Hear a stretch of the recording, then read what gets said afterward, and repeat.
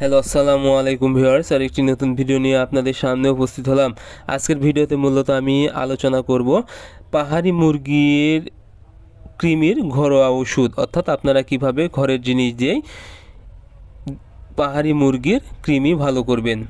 আপনারা যারা পাহাড়ি মুরগি পালন করে থাকেন, অনেক সময় দেখা যায় মুরগিকে খাবার দেওয়ার পরেও কিন্তু সঠিক পরিমাণ ওজন আসে না, বরং শুকিয়ে যায়, অর্থাৎ ওজন কমে যায়। এবং মুরগি যখন ডিমের প্রোডাকশানে থাকে, দেখা যায় মুরগিকে যথেষ্ট পরিমাণ খাবার দেওয়ার পরেও ডিমের পার্সেন্টেজ ভালো আসতেছে না, বা হুট করে ডিম দেওয়া একদম বন্ধ করে দেয়।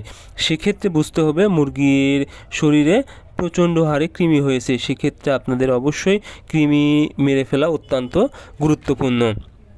কারণ মুরগির শরীরে যদি কৃমি থাকে, তাহলে মুরগিকে যে খাবারটা দিবেন এর পুষ্টিগুণের প্রায় 30-40% কিন্তু কৃমি খেয়ে নেবে, যার কারণে আপনারা যতই খাবার খাওয়ান না কেন মুরগি সঠিক পরিমাণ ওজন আসবে না, বা ডিমের পার্সেন্টেজ ভালো হবে না।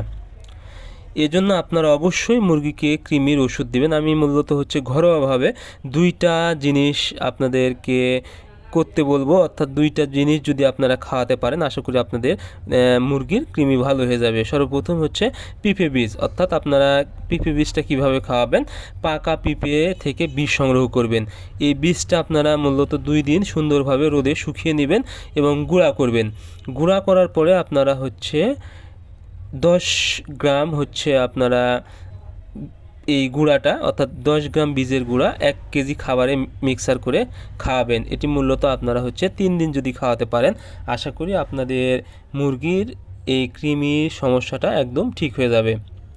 এরপরে নিম পাতা। আপনারা 1 লিটার পানিতে 20টা নিম পাতা সিদ্ধ করে নেবেন। এবং এই 1 লিটার সিদ্ধ পানির সাথে আপনারা 4 লিটার একদম ভালো পানি মিশাবেন এবং মিক্সার করে আপনারা মূলত এটি 3 দিন খাওয়াবেন। এবং যদি আপনারা নিয়মিত 3 দিন খাওয়াতে পারেন একবেলা করে, আশা করি আপনাদের মুরগির শরীরে যে কৃমিটা থাকবে তা খুব দ্রুত মারা যাবে এবং মুরগি কিন্তু কৃমিমুক্ত হয়ে যাবে।